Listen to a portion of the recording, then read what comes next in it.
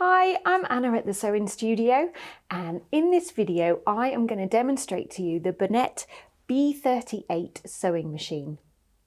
I'm going to talk you through all its features, show you everything that comes in the box. I'll show you how to thread the machine, show you its capabilities, we'll do some sewing, and then I'll talk a bit about warranty and support. Now we know time is precious, so we've split all of those out into chapters, so if there's a particular section you're interested in, feel free to head straight there. And don't forget, if you like the content of this video, subscribe to our channel and then click the little bell to be notified as soon as we upload a new video. It could be one like this, or it could be one of our sewing tutorials. So let's get down to business. The Bernette B38 is a standard size sewing machine, which means you've got 6 inches of space to the right of the needle. It's got lots of different stitch options, 394 in total, and within those you'll find utility stitches, stretch stitches, 8 different styles of nice and easy one-step buttonhole. There's decorative stitches, there's also fonts in there, both upper and lowercase. And what's quite nifty is under here there's this little storage drawer, and this contains a chart with all the stitches and their numbers on there for you. And it's kept nice and safe in that one.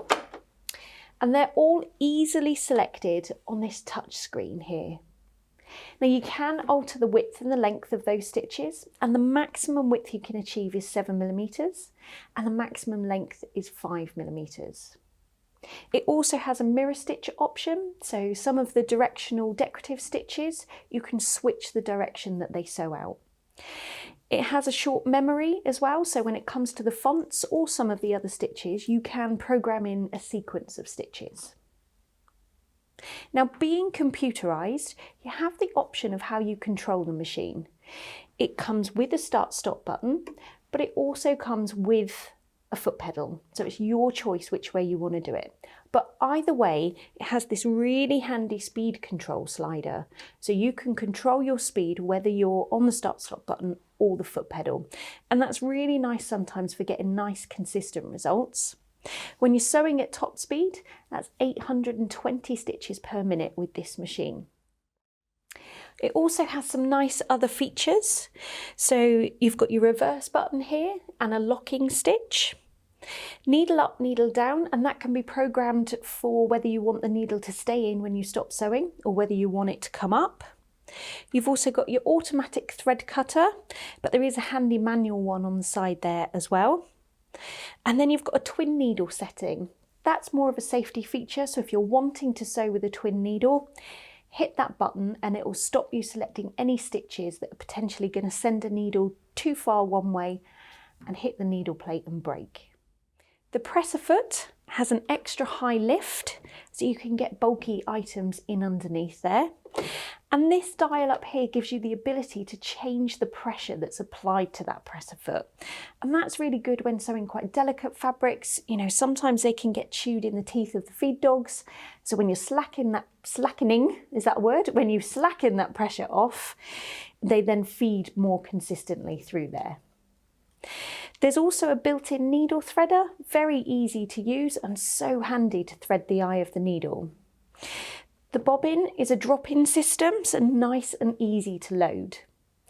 And the feed dogs can be dropped to do any kind of free motion work.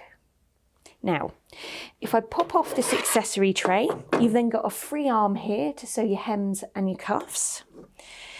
And if I pop that back on, you've then got storage in the front here for feet and accessories that come with the machine. So what is in the box? So obviously there'll be the machine, it's pretty obvious. And then feet-wise, it comes with the zigzag foot that will already be on the machine when it arrives.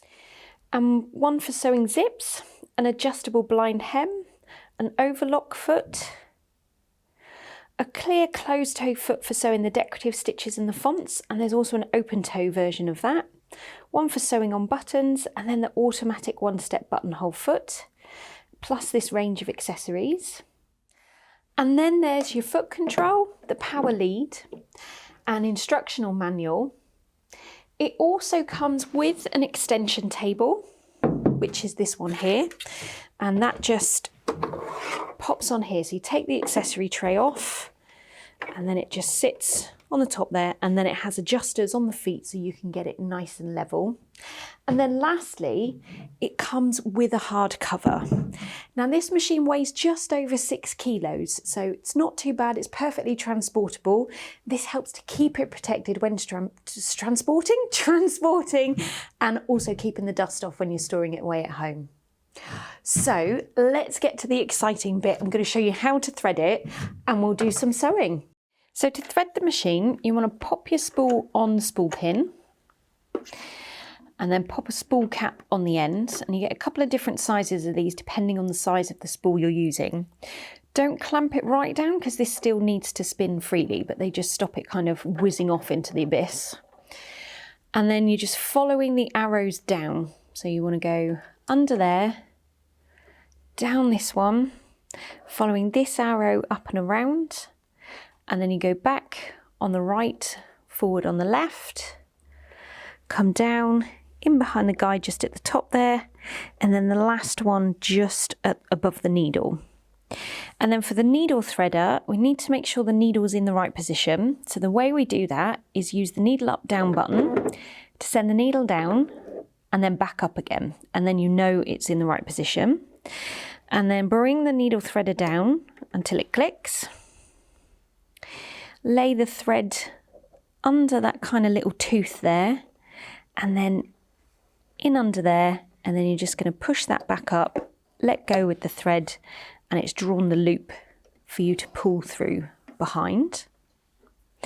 And to load the bobbin, you just want to push that to the right and take the cover off. There'll be an empty bobbin in there when the machine arrives, so I'll just move that out the way. And then the bobbin needs to go in with the tail of thread to the left. That's very important. It can't go any other way. It needs to be to the left. So just drop that in, and then you're just taking it under that little lip there with some tension. So keep your foot on it. Keep your finger on it. That would be a challenge, wouldn't it? And then go in and under there, and just give it a good tug to make sure it's firmly under that piece, because that is what sets the tension. Then to draw your bobbin thread up, just hold on to the needle thread. Use the needle up down button to drop it down, back up again, give a little pull on the needle thread, and up it comes.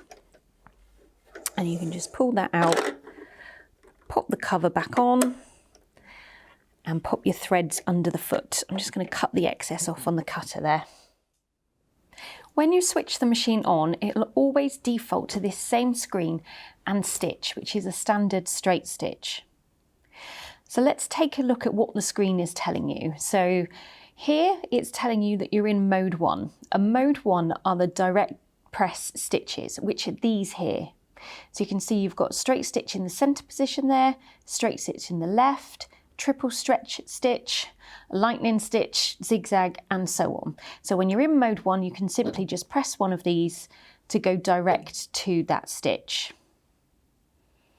Just go back to standard straight stitch. This is then giving you the number of the stitch that you're on. So we're on stitch number 1. If I go to stitch number 6, it changes to number 6. Here it's telling you which presser foot to use with that stitch. Now that'll be the package that comes with the machine. So if you buy any extras like a walking foot or a free motion foot or something like that, it's not suddenly going to tell you to use that foot. You can just use that foot. I've said foot too many times now. This is a representation of the stitch. And then this is the stitch width and the stitch length. So because it's computerized, that will be defaulted to a standard for you, but you can quite simply alter them on these buttons. So you've got your width symbol there, which is replicated there, and you can just go up or down. And again, with the length and the length, you can just go up and down. You can see it there.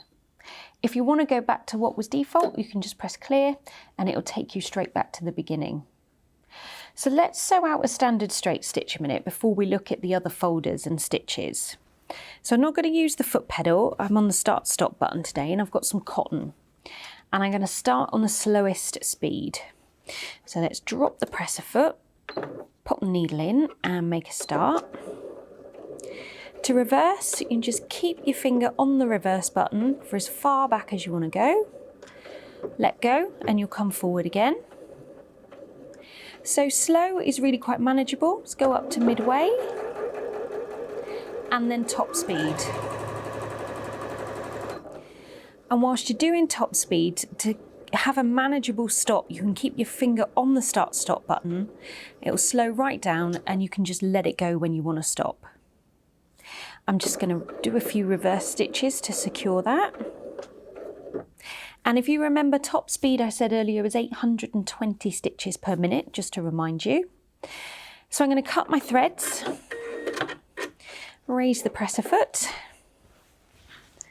and there's your straight stitch, nice and secured at both ends. That's on the top and that's underneath. Now there is an alternative way to secure your ends, and that's with the locking stitch, which is this button here.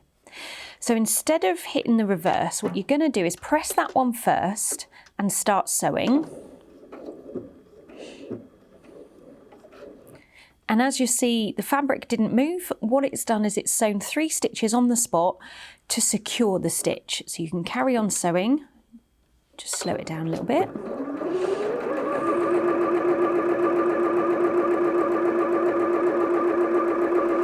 And when you want to stop, press the locking stitch, it'll stop. Do 3 stitches on the spot to secure the end of the piece. So if I take that out, you can see how much neater that is at either end. And that's really useful if you're doing something decorative or top stitching and you don't want to kind of see the bulk of reversing, especially if you're going around in a loop, you know, where you start and where you finish, it can get quite bulky. Now that button also has a second function, which is a pattern end. So let's take a look at the different modes and different stitches, and we'll look at decorative ones. So I'm going to whip out the stitch chart. It's so neat. So here you can see it's telling you these are the stitches within mode 2 and they're utility stitches. And then if we turn the page, you've then got mode 3, which are all your decorative options. Mode 4, alphabet there, and mode 5 is all your foreign accents and things. This is, I can never say it, Cyrillic font, let's go with that, but hopefully you know what I mean. And then here, if you're never quite sure, there's a really handy guide here telling you how to wind a bobbin, which way around to thread your bobbin, how to thread the needle, and to use the needle threader. So it's always there for you to refer to. So we're going to sew out one of the decorative stitches. Let's find one. Let's go for these leaves. That's quite sweet. So we want to be in mode 3, and at the moment we're in mode 1. So we're going to press this mode button and it will toggle through the numbers. So if I press it once, it's now in mode 2. If I press it again, we're now in mode 3. So now I'm free to type in any of these numbers, which will select the stitch that I want. So stitch number 75 we're going to go for. So I'm just going to choose 7 and 5. And then you can see there's a representation of the stitch, and it's now telling me to use foot F. Just going to pop that there a minute. So foot F is very similar to the standard zigzag foot, but it's clear so you can see where you're going with the decorative stitches. But also there's 2 sides either side of it that are raised, and that helps to feed through the density of the fonts and the decorative stitches so that nothing gets stuck and jammed up. So let's swap these over. These are a snap-on, so you can just press the lever at the back and that will drop off, and then you're just lining up this bar with the presser foot, lower it down, snapped on, and that's it, done. Okay. So if I press go now, it's going to stitch out a whole row of that pattern.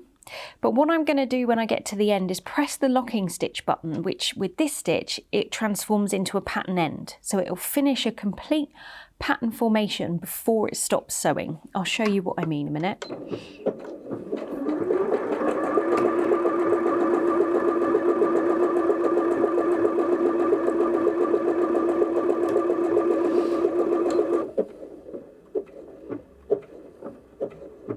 Okay, so as it happens, I was already at the end of that stitch. So let's choose a stitch that is got a bit more pattern to it. Okay, let's go for the tulips there. So number 71. So let's go 71. And then I'll go again.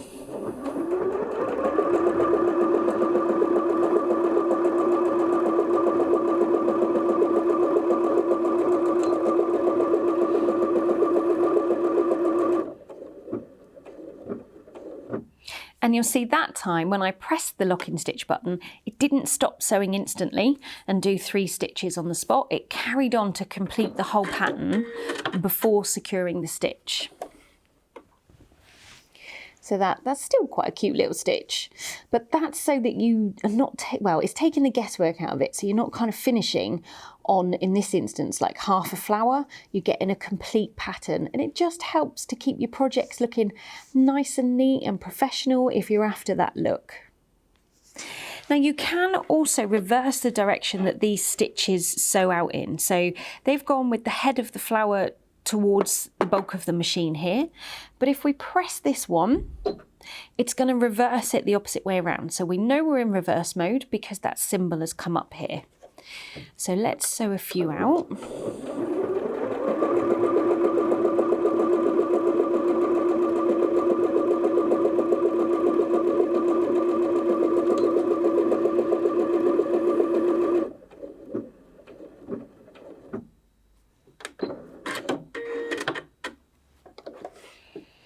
There you go. And you can see they've now sewn out in the opposite direction. And that's really good. I don't know, say if even you were edging like a simple tablecloth and you want them all to face the same way, but you don't want to have to deal with the bulk of your fabric in here. You can have your bulk out here and turn the stitch rather than having to turn the work. So whilst I've got this foot on, this one's also needed for the fonts because of the density. So I'm going to take the mirror image off, and we'll have a look at that and the memory sequence and how you program it. So I'm going to go to mode 4, which is the alphabet. So I'm going to press the mode button and I'm now in mode 4. And you can see it's on stitch 1, which is number 1. I don't want that. I'm going to stitch out the word Bernette. So I want a capital B, which is number 12. So I'm going to press number 12 and you've got a B. If I just carry on now and do a lowercase e 41, all that's doing is selecting a different stitch, which is letter E. So I'm not actually sewing out any kind of word. What you need to be doing is your first letter, so the capital B, and then you want to press memory. And you can see it's now brought up a cursor for you to enter the next letters of the word. So 41 and then memory. Lowercase r is 54, memory. N is 50. Lost the O then, memory, 41, T is 56, 56, and 41 again. Okay, and memory, the last one, otherwise it won't sew that one out. You need to commit it to memory. Just going to pop that there. If you want to check your spelling, you can just move your cursor back this way and check all your spelling. If you have gone wrong, you can hit clear and it will delete that letter and you can type the right one in on top. So I'm correct there, and I'm just gonna move that thread to the back, sew out the word Bernette so you can see what it sews like.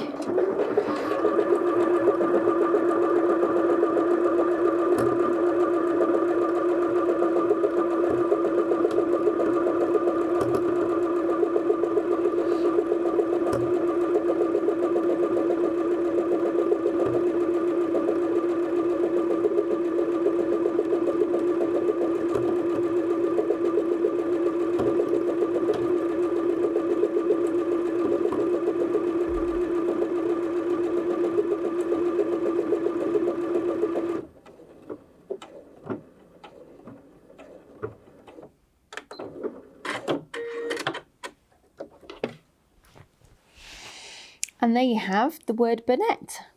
Now all these letters are secured individually, so if you wanted to snip out these little joining lines, you can, and nothing's going to unravel. And that's the underside there.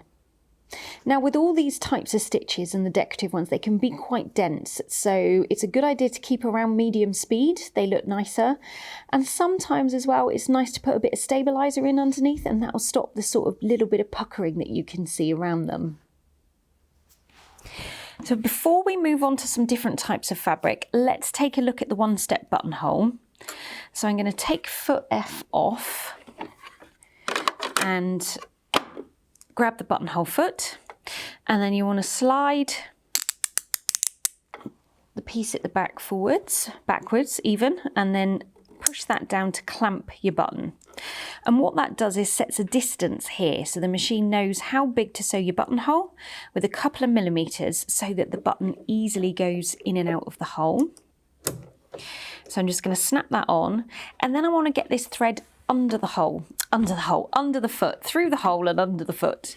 So I'm just going to pop my fabric in, lower the needle, bring it back up again, pull my fabric through, and there's the thread underneath the foot. So the buttonholes are all in mode 2 in the utility section. If you're sewing out a standard buttonhole and you're in the direct, you have got a direct press to it there as well. So I'm going to go to mode 2, and I want number 22. I'm going to do the slightly rounded one so you can see what it looks like. Okay, so as you can see, it's telling us to use foot R, and then it's also got this symbol here. So foot R is this foot which we've put on, and this is the buttonhole sensor, which is just behind the needle threader here.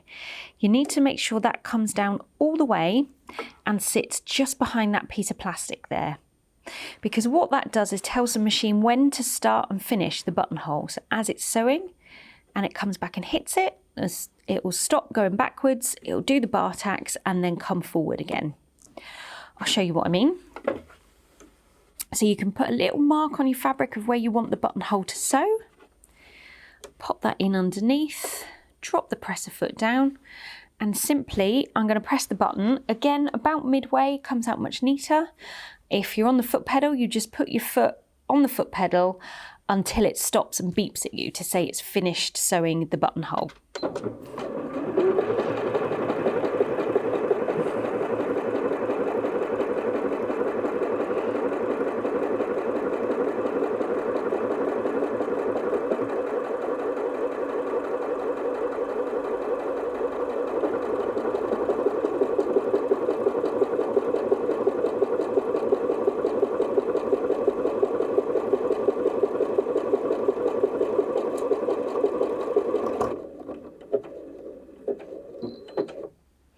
Lovely. So as I say, it'll beep and then that's finished the buttonhole.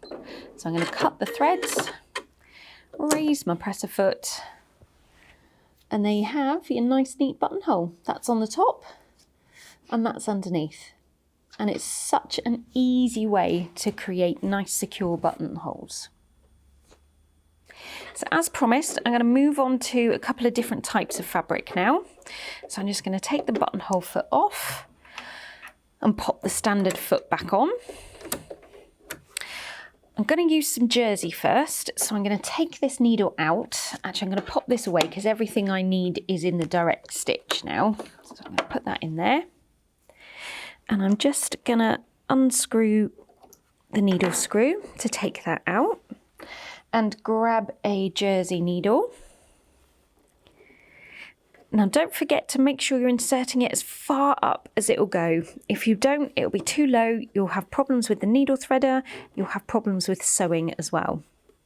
So with the needle threader, remember, just come down until it clicks into place. Just going to free up some thread, lay it around that tooth, in under there, draw it back up, missed, that happens, go again, in and around. Okay, it's not working. So what do? Make sure the needle is fully up first. So I'm just going to draw it back down and pop it up like that. That's all good. Then drop the needle down and back up again to make sure it's in the right position. So come back down with the needle threader, pop it in, draw it back and pull through. So that just shows you how they can go wrong. Don't panic, just readjust what you've done. Reset yourself, even if you're convinced you've put the needle all the way up and it's in the right position, just do it again. Trust me. Okay, so jersey fabric. This has got quite a bit of stretch to it, as you can see, with it curling around the edges and a little bit of rib there as well. So for this, I'm going to use the, let's try the triple straight stitch first. So I'm going to go back to mode 1 and then choose number 3, which is the triple straight stitch. As you can see, telling me to use foot A, which I've already put on there. And I'm going to drop the presser foot down and make a start.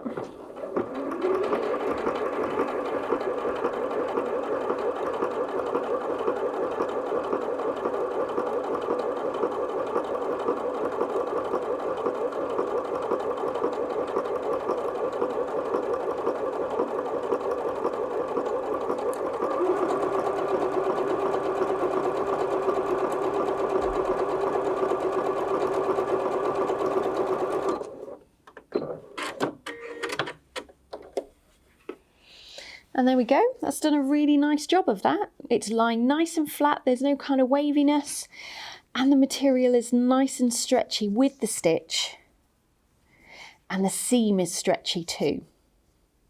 Next, let's look at a thicker type of fabric in some denim.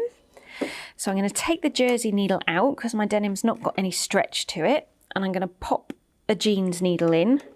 And I can't stress enough how important it is to have the right needle for the task in hand, both to get the most out of the machine and also to get really nice results on lots of different types of projects. So as I say, it hasn't got any stretch to the denim, so I don't need the stretch stitch.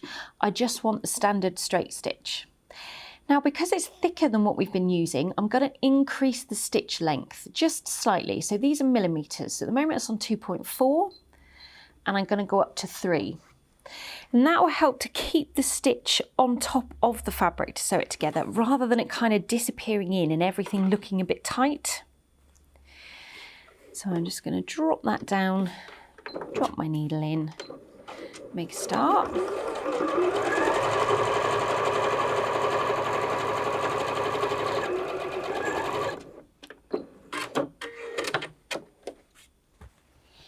And there you go, no skip stitches at all. That's the top and then that's underneath. And the seam is nice and secure. So that's 2 layers. This is a 10-ounce denim, by the way. So I'm going to fold it over again and go through 4 layers. I'm not going to change any of the settings on the machine.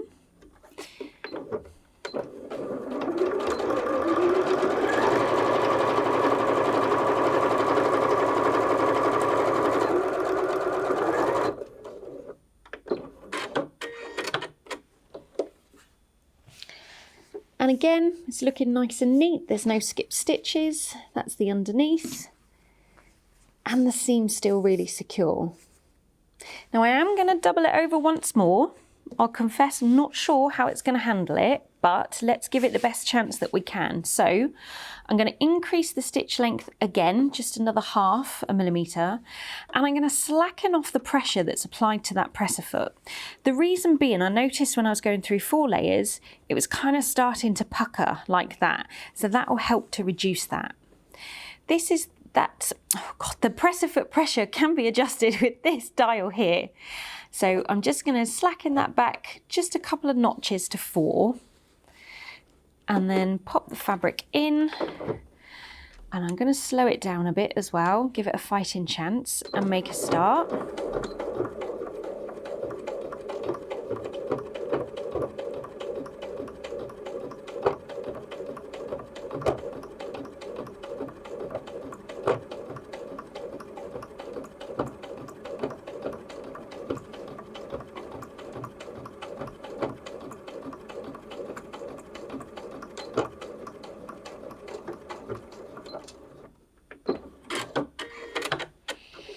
Okay, so it did handle that okay, nothing skipped. It's managed to send the needle down to the bobbin every single time to complete a stitch, but you could hear that it was working slightly harder. So whilst it will do that, if you were doing that day in, day out, you are going to wear the machine out a lot quicker. But the seam is still really nice and secure. All round, it's done a great job. This machine comes with 2-year warranty, and in the box you'll find this card that details it all to you. There's also a product registration card in there that you can send off, or a website where you can do it online to get your machine registered.